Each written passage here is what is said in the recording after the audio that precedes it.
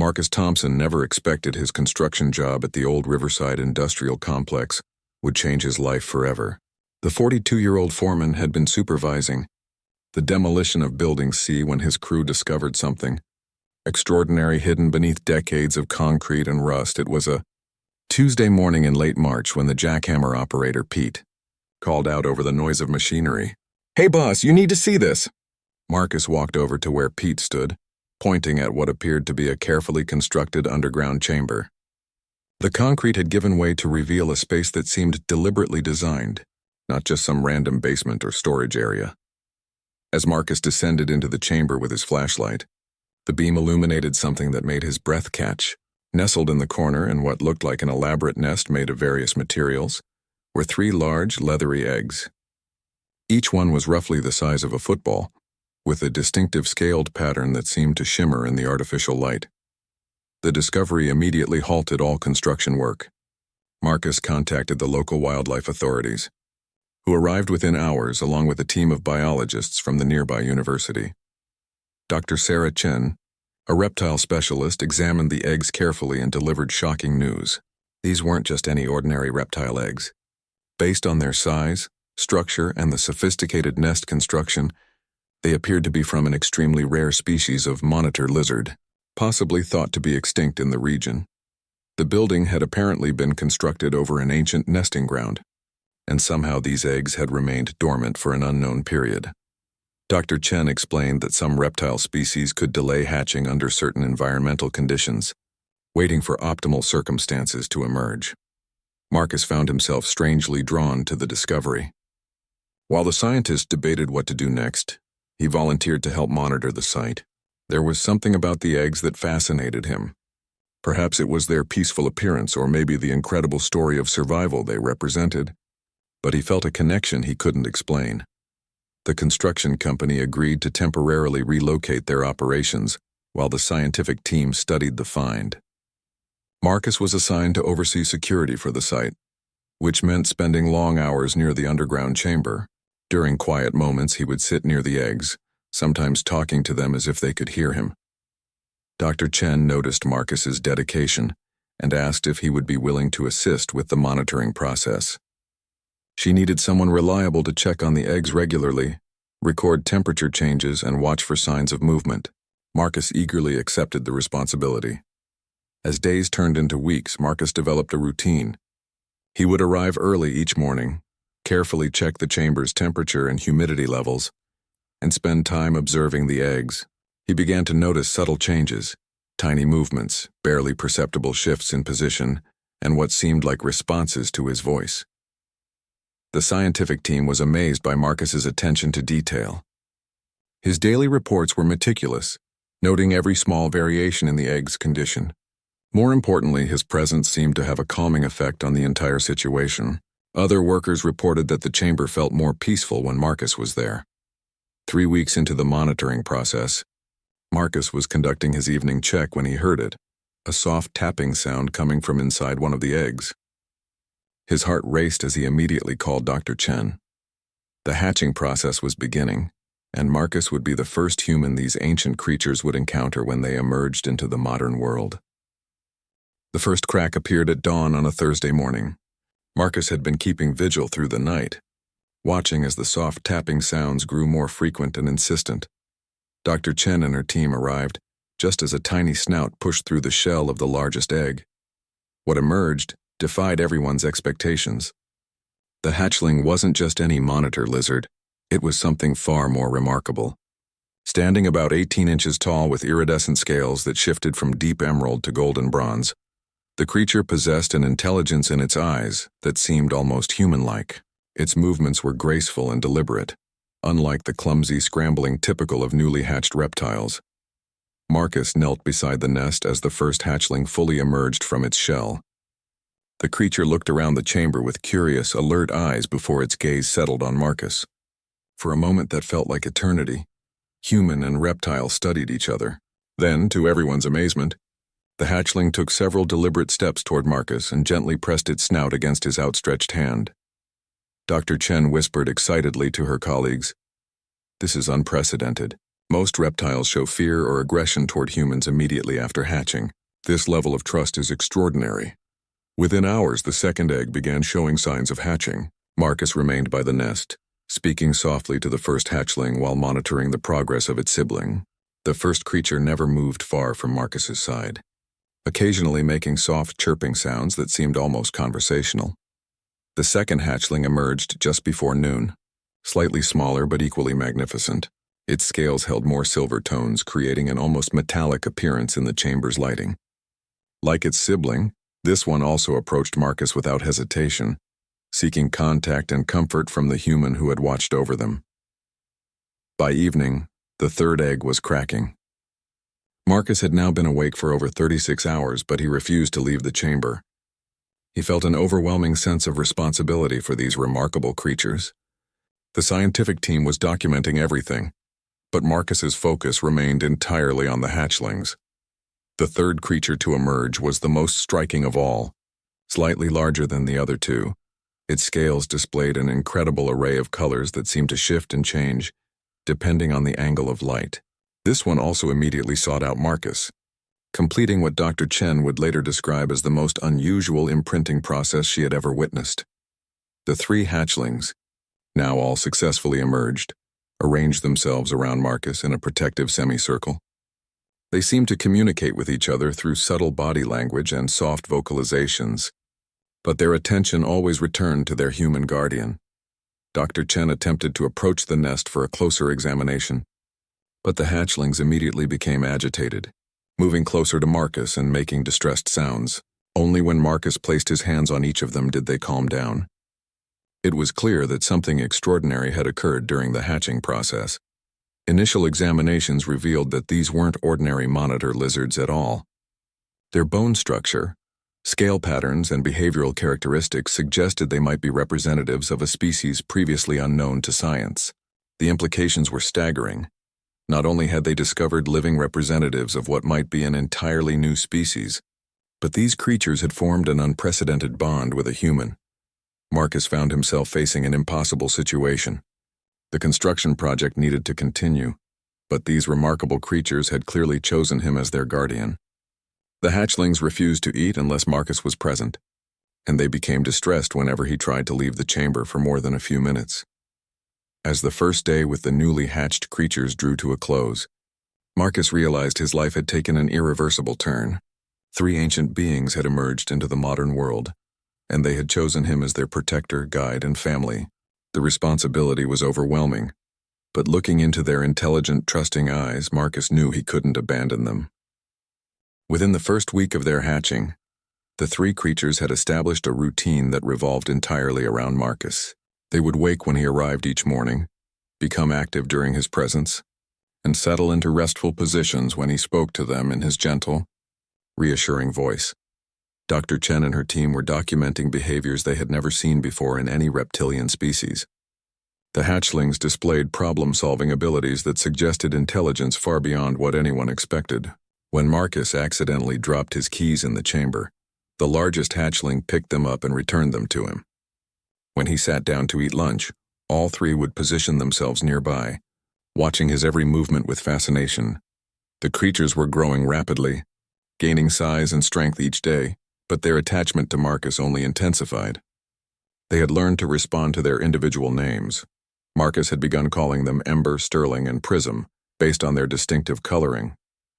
Each creature would lift its head and make soft acknowledgement sounds when their name was called. The construction company was becoming impatient.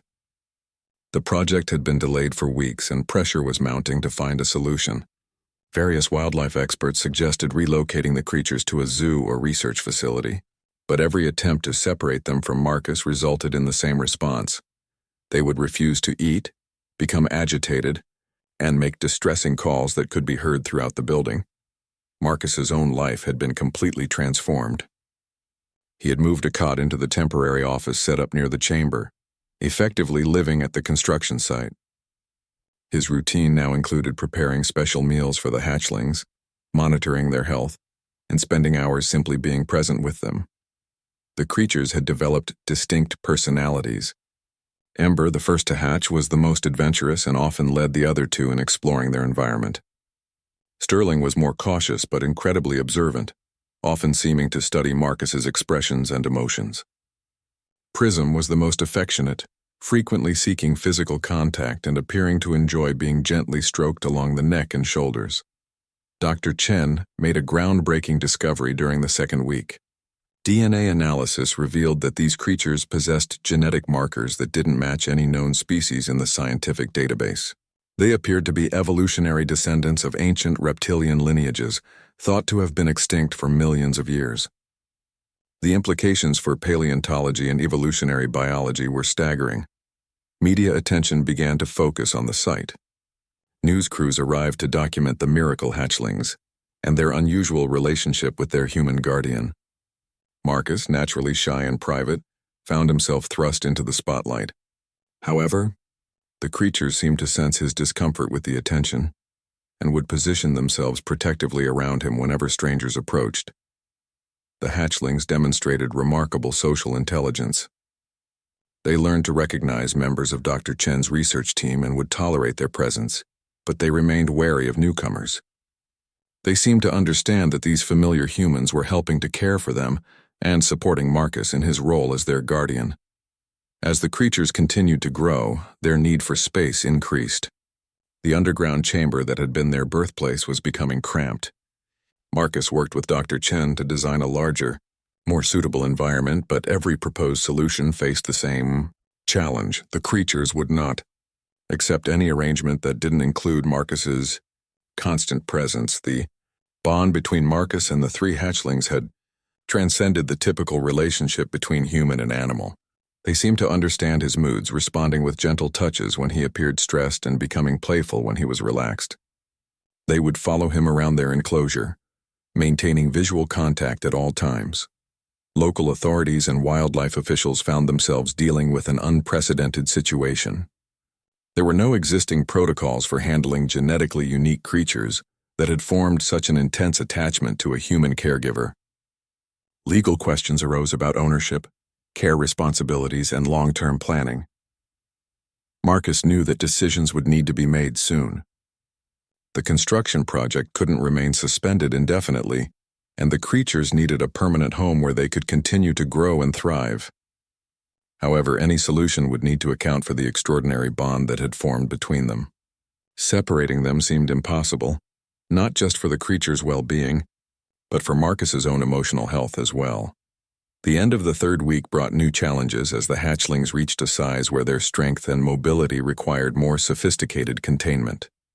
They were no longer tiny, vulnerable creatures, but growing beings with significant physical capabilities and an unbreakable emotional connection to the human who had been present for their emergence into the world. By the fourth week, Ember, Sterling, and Prism had grown to nearly 3 feet in length, and their intelligence continued to astound everyone involved. They had learned to open simple latches, could distinguish between different researchers by their voices, and had developed a complex system of communication with both each other and Marcus. The practical challenges of caring for 3 rapidly growing, highly intelligent creatures were becoming overwhelming. Marcus found himself working 18-hour days, managing their feeding schedules, exercise needs, and constant desire for interaction. The creatures had learned his daily routines and would become restless if he deviated from their expected patterns. Dr. Chen arranged for a team of animal behaviorists to study the unprecedented relationship.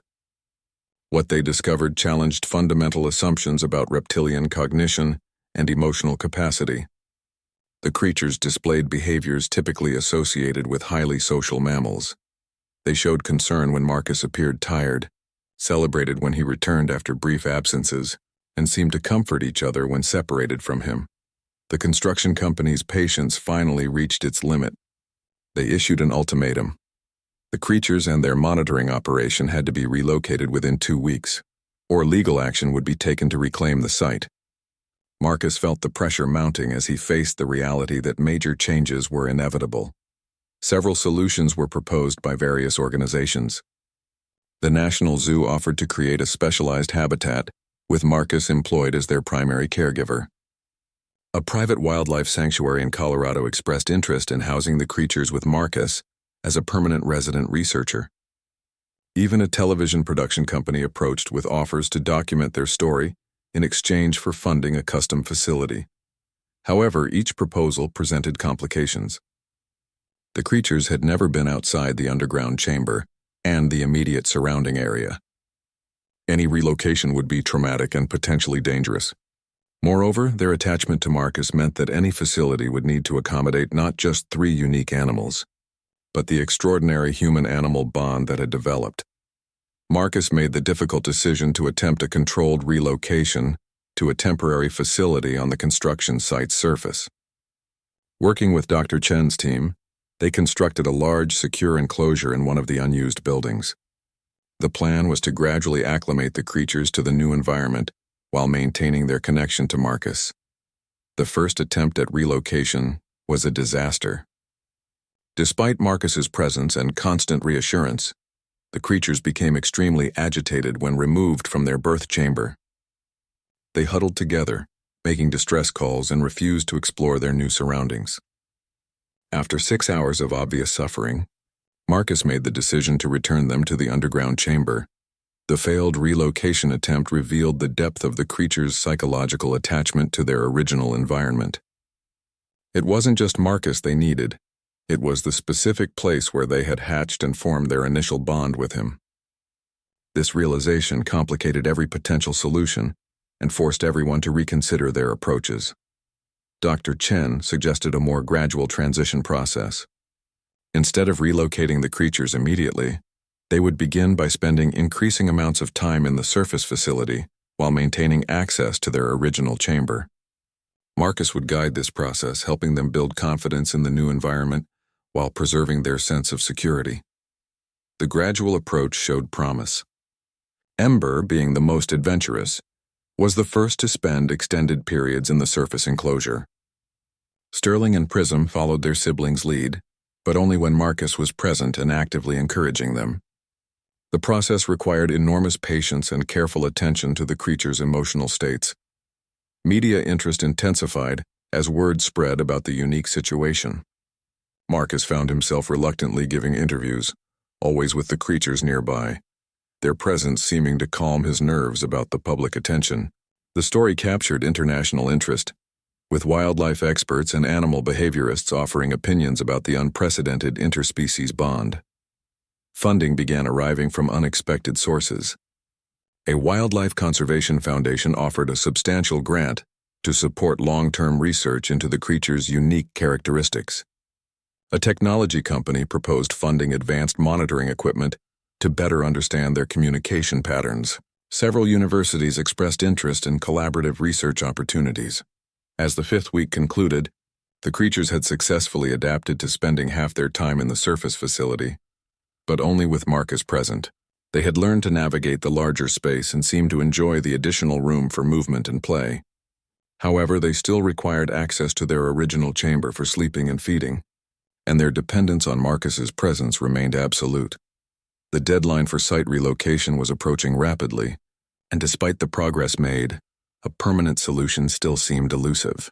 The creatures' unique needs, their extraordinary intelligence, and their unbreakable bond with Marcus created challenges that no existing wildlife care protocols could address.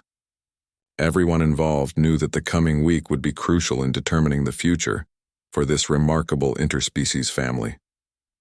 The breakthrough came from an unexpected source.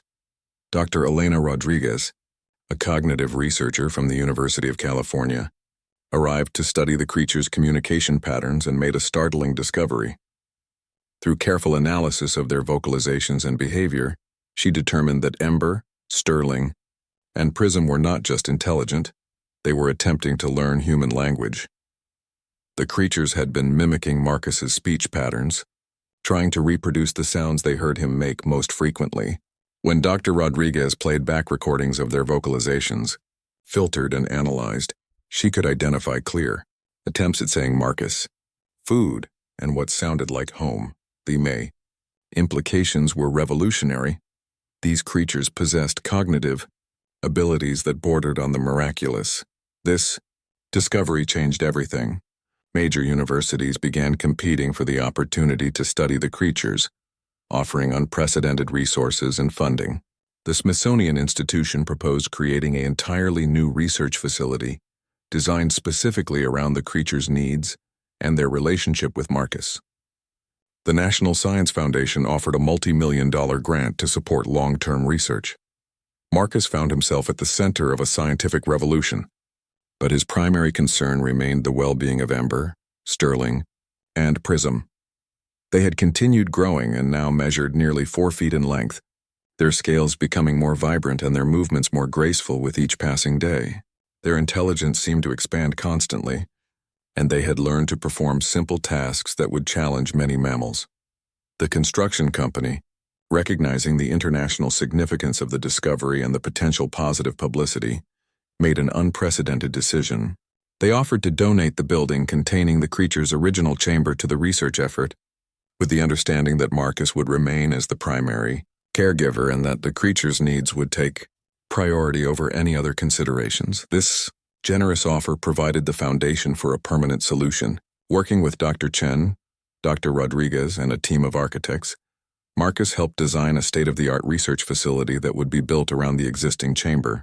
The creatures would never have to leave their birthplace, but they would have access to expanded living spaces, research areas, and facilities for the scientific teams studying them. The design process revealed just how much the creatures had learned about their environment. When shown simple drawings of proposed layout changes, they would indicate preferences through body language and vocalizations. Ember consistently showed interest in areas with climbing structures. Sterling preferred spaces with varied lighting. Prism was drawn to areas where Marcus's scent was strongest, particularly his makeshift office area. Construction began on the new facility with the creatures and Marcus remaining in residence. The building work was carefully scheduled around their routines, with noise-intensive activities limited to times when they were resting. The creatures showed remarkable tolerance for the construction process, seeming to understand that the changes were intended to improve their environment. International attention reached unprecedented levels when video footage emerged of Prism apparently attempting to write. Using a stick held in its mouth, the creature had been making deliberate marks in the soft earth of their enclosure, creating patterns that resembled some of the letters it had seen Marcus write in his daily reports. The scientific community was stunned by this apparent attempt at symbolic communication. Marcus began working with Dr. Rodriguez to develop simple communication protocols with the creatures. Using picture cards and basic symbols, they established ways for Ember, Sterling, and Prism to express basic needs and preferences. The creatures learned these systems quickly, often surprising their human companions by using the symbols in unexpected but logical ways. The emotional bond between Marcus and the creatures continued to deepen. They had learned to recognize his moods and would adjust their behavior accordingly. When he appeared stressed about the media attention or construction decisions, they would gather around him making soft, comforting sounds. When he was excited about their progress, they would become more playful and active. As the new facility neared completion, Marcus faced a life-changing decision. Multiple institutions had offered him positions as the creature's primary caregiver, with salaries and benefits far exceeding anything he had ever imagined. But more importantly, he realized that his relationship with Ember, Sterling, and Prism had become the most meaningful aspect of his life. The creatures had taught him about trust, communication, and connection in ways he never expected. Their intelligence and emotional depth had challenged his understanding of what it meant to form relationships across species lines. They had chosen him as their family, and he had accepted that role completely. With the facility's completion approaching and permanent arrangements being finalized, Marcus prepared for a future unlike anything he could have imagined when he first descended into that underground chamber. What had begun as a routine construction project had become a journey into uncharted territory of interspecies communication and connection. 6 months after their hatching, Ember, Sterling, and Prism had grown into magnificent creatures, each now measuring over 5 feet in length, with scales that seemed to contain entire galaxies of color. The new research facility had been completed and officially designated as the Institute for Interspecies Communication, with Marcus Thompson as its first director of creature relations. The facility was a marvel of modern design combined with respect for the creature's origins.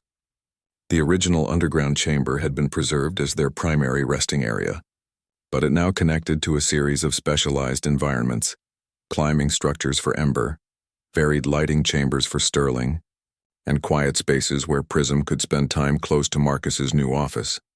Marcus had formally left the construction industry, accepting a position that combined his natural understanding of the creatures with newly acquired knowledge about animal behavior and communication. He had completed intensive training with Dr. Chen and Dr. Rodriguez, learning about reptilian biology, cognitive development, and research methodologies. But his most valuable qualification remained the unprecedented bond he shared with the three creatures. The research being conducted at the facility was revolutionizing. Scientific understanding of reptilian intelligence and interspecies communication. Ember had learned to use simple tools. Sterling had demonstrated mathematical concepts by arranging objects in specific patterns, and Prism had successfully learned to identify written words and associate them with objects and actions. Visitors from around the world came to observe the creatures and their relationship with Marcus. The facility had strict protocols to ensure the creatures' comfort and well-being, but they seemed to enjoy meeting new people, especially when Marcus was present to provide introductions and reassurance. They had learned to distinguish between researchers, visitors, and media personnel, adjusting their behavior appropriately for each type of encounter. The creatures' communication abilities had advanced remarkably. They had developed a vocabulary of approximately 50 distinct vocalizations that Marcus could interpret with increasing accuracy. They could express hunger, curiosity, contentment, and even what appeared to be humor through their complex system of sounds and body language.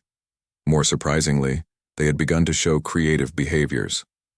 Ember had started arranging colorful objects in aesthetically pleasing patterns. Sterling had learned to create musical sounds by striking different surfaces in rhythmic sequences. Prism had developed a fascination with Marcus's reflection in mirrors and would often position itself to create interesting visual effects with its scales. The financial support for the facility had grown substantially as research findings were published in prestigious scientific journals. The creatures had become ambassadors for wildlife conservation and scientific research, generating funding that supported not just their own care, but broader research into animal cognition and conservation efforts worldwide. Marcus's personal life had been transformed in ways he never anticipated. He had found purpose and meaning that went far beyond his previous career aspirations. The creatures had taught him patience, observation skills, and a deeper appreciation for the complexity of non-human intelligence. His relationship with them had become the foundation for everything else in his life. The creatures had also changed in their relationship with each other. While they remained bonded as siblings, they had developed distinct social roles. Ember often acted as the leader during explorations of their environment. Sterling served as the mediator when conflicts arose. Prism maintained the closest connection to Marcus and often seemed to interpret his intentions for the other two. Educational programs had been established at the facility, allowing students and researchers to learn about the creatures while contributing to ongoing research. The creatures seemed to enjoy these interactions, particularly when young visitors showed genuine interest and respect for their intelligence and dignity. Looking toward the future, plans were being developed for expanded research programs. The creatures were still growing and developing, and their cognitive abilities continued to evolve. Scientists from around the world were collaborating on projects designed to better understand the implications of their unique characteristics for evolutionary biology, cognitive science, and conservation efforts. Marcus often reflected on the moment when he first descended into that underground chamber and discovered 3 leathery eggs. What had seemed like a simple construction obstacle had become the beginning of an extraordinary journey that challenged scientific understanding and created bonds that transcended species boundaries. As he watched Ember, Sterling, and Prism in their evening routine, settling into comfortable positions around his chair while he completed daily reports, Marcus knew that their story was still just beginning. These remarkable creatures had chosen him as their family, and together they were writing a new chapter in the relationship between humans and the natural world.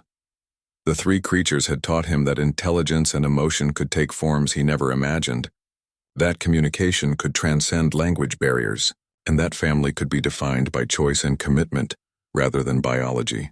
They had transformed a construction foreman into a pioneer in interspecies understanding. and their bond continued to inspire everyone who witnessed it.